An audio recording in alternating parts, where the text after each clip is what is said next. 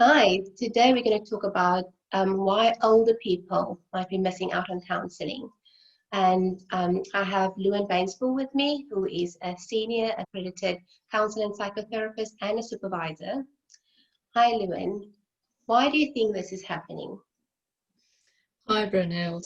I think there are probably a number of different reasons why this happens. I think with so many different situations, it's probably not just one reason, but a group of reasons that all come together.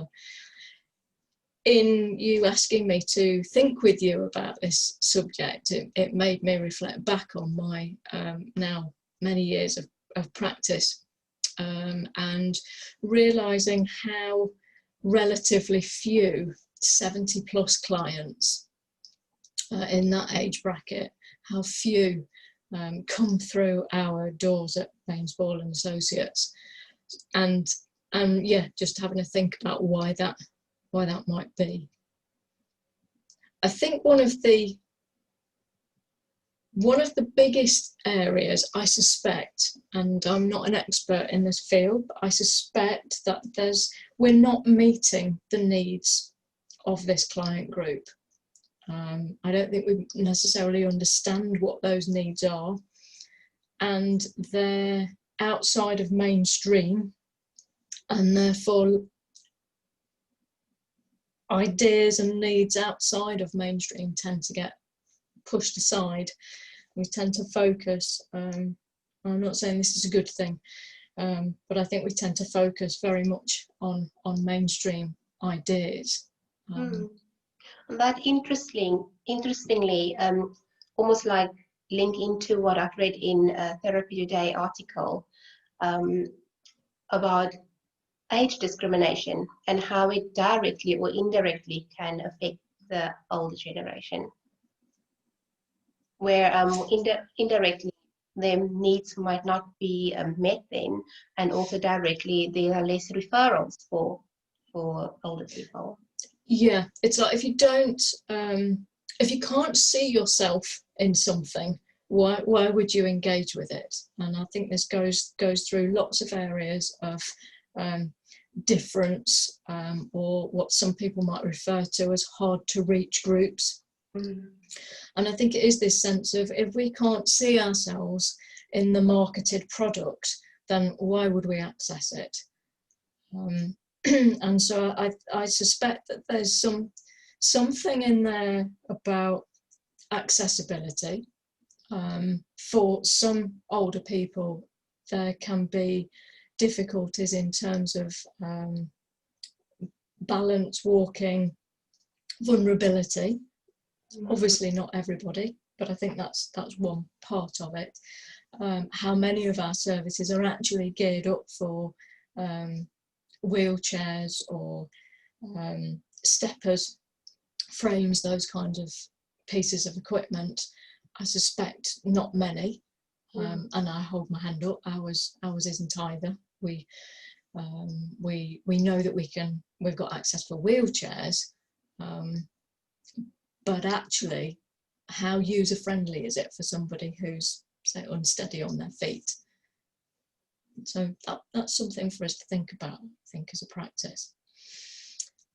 So you've got this bit around accessibility. I think there's also something about assumptions that people make, that the older generations, they've lived their lives, they've managed to get through all these difficult situations in life, so they don't need it, or there's a sense of failure if they've got to use therapeutic services, in a way that maybe younger generations are being encouraged to access those services along the way. I think there might also be something around cultural barriers, and I'm talking lots of different cultures, where we set up a sort of patriarchal leader or a matriarchal leader. I think it can generate a situation where somebody who's in this sort of revered place within a group, a family group or society group, there's then a barrier for them to access the services because of a sense of shame, and Yes. it shouldn't be needed. I think it's weakness. It's also like an expectancy for them to just get on with it. Yeah, very much so. And I think for some people, I'm particularly thinking like post-war Britain, that there's this sense of the stiff upper lip, all these sorts of experiences that people just got through. And that's kind of made its way back through in sort of merchandise that we see now that says the keep calm and carry on type motto. That was very much post-war Britain, and I think there's probably an element of just be stoic and keep going. Yeah.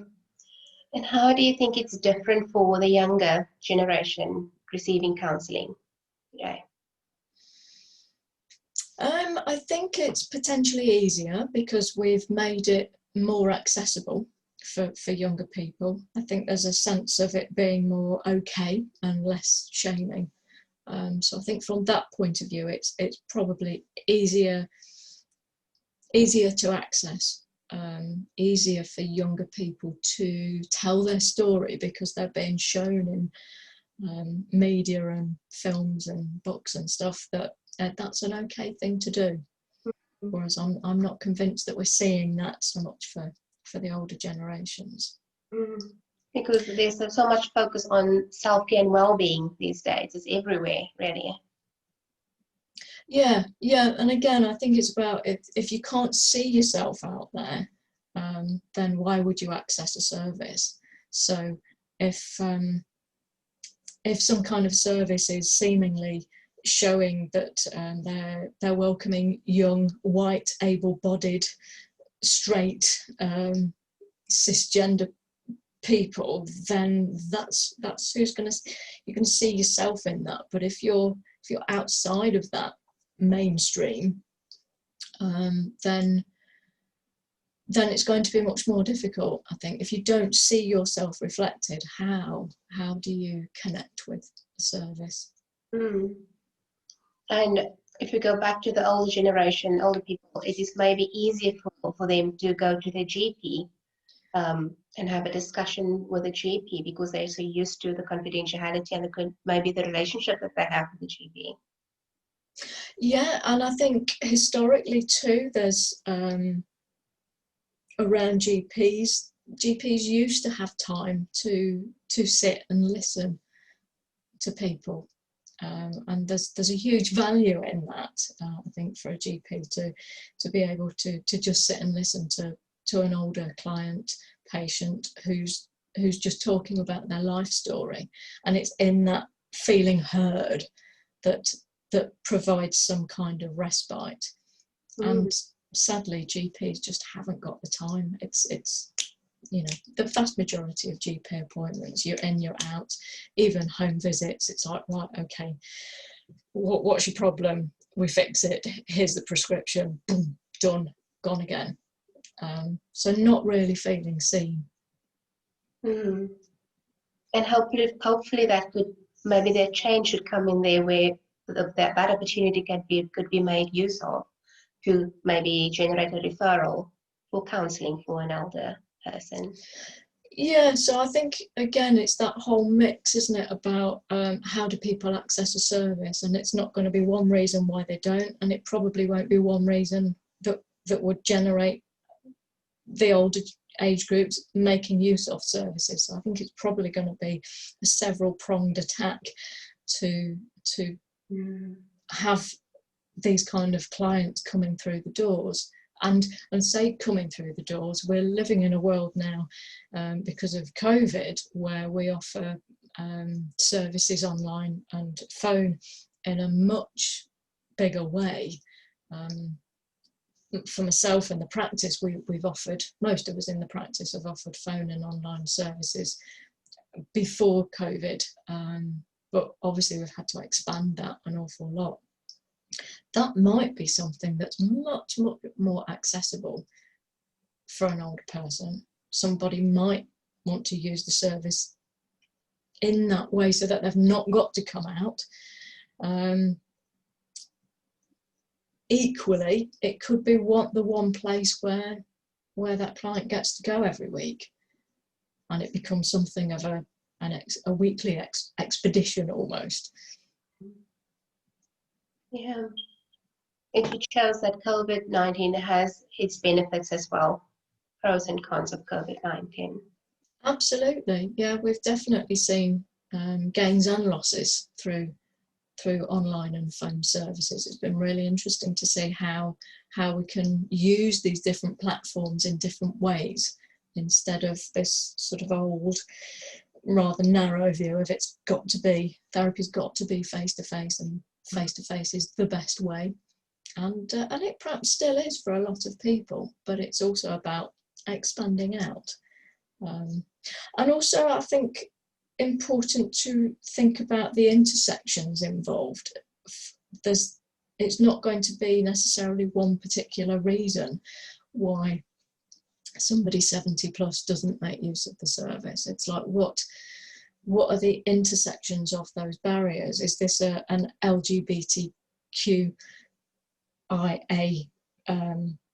individual? Is there somebody from a culturally different background, say disability, class? There's all sorts of different reasons why people might struggle, and once you get the overlay of those different areas, it becomes increasingly difficult to access services and to see that a service is relevant for you as an individual. And like you said, online services might just break that barrier and be able to just make it more easier for vulnerable people or people of difference. Yeah, quite possibly. And also thinking about even more different ways of doing things, like visiting people in their own homes. It's something that historically has been fairly frowned on, particularly in maybe analytical, psychodynamic type fields. And I'm not saying it's the right thing for everybody, but it's about, if somebody needs therapy, how can we support them to have that service, rather than this one size fits all approach that says, well, if you want therapy, you've got to be able to come to where I am and do it this way. Yeah, I agree.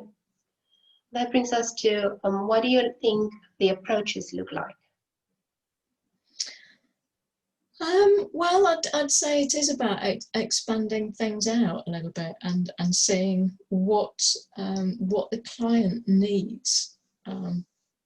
If this group of clients are not accessing services, is that because they don't need them? That's a possibility, but it's also unlikely. I think it's about looking at what we can do to expand services and make them more accessible. And even if that's not sort of you and me as an individual, if we don't feel comfortable doing that, it's like, yeah, but who does? Because it's about finding a service that's operating in an ethical way, in a safe way, making sure that there are safety procedures in place, however the session's done, whether it's phone, online or home visit. Or even if it was in our practice, it's like, what additional safety measures might we need in place to make that individual feel safe coming in?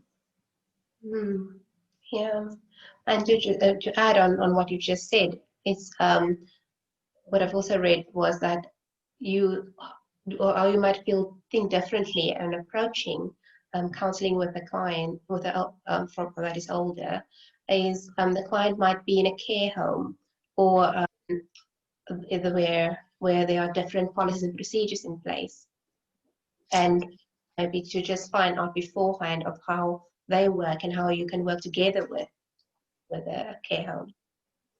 Yeah, absolutely. Again, I think historically there's this idea that, you can't go into a care home, you can't go anywhere where there are special needs, you can't go anywhere where there's any medication, and it's like, hang on a minute, how can we make this ethical? Can we make it ethical? It isn't about sort of fudging it. It's about saying, is it? Can we?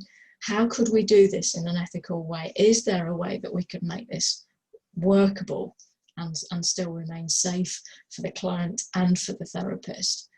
Yeah, to best meet the client's needs. Like with an older client, maybe it's about being committed, or maybe just let the client tell their story. Yeah, again, I think that comes back down to different sorts of therapies. And for some people at an older age, they don't necessarily want to start unpicking things in the most painful of ways. And some approaches can be more painful than others. And it might be about needing a space just to tell a story and be heard, really feel seen and heard. And that can be so valuable. And whilst a lot of my work might be about doing the unpicking, there's absolutely a space for just sitting with somebody and hearing that story and knowing that they're being heard. Yeah, because that is so valuable. And I just feel as well, you know, with the older generation, where would we be without them? Yeah, we have our lives. We are alive because of sacrifices that other people have made for us. So yeah, I think it's about being able to do that in a respectful way. Yeah. Well, thank you, Lewin. It's been amazing having this chat with you. It's been great to have a chat with you, Brunhild. Yeah.